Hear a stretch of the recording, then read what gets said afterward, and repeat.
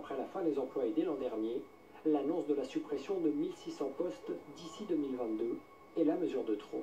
Si on nous lâche, on pourra plus financer des postes. On ne peut pas monter des cotisations familiales à hauteur de 300-400 euros. C'est pas l'esprit du mouvement sportif.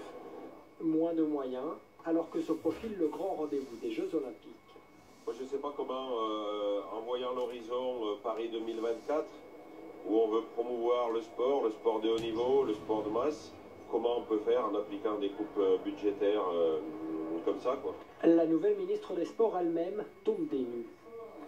Cette annonce, effectivement, vient un peu comme ça de manière surprenante. Elle était très brutale pour tout le monde et je conçois que ça ait pu faire peur. Mais voilà, tout ce que je peux affirmer, c'est qu'il faut nous faire confiance, il faut avoir confiance en nous et en moi. Face à la grogne des sportifs, le gouvernement assure que la suppression de 1600 postes n'est pas encore actée.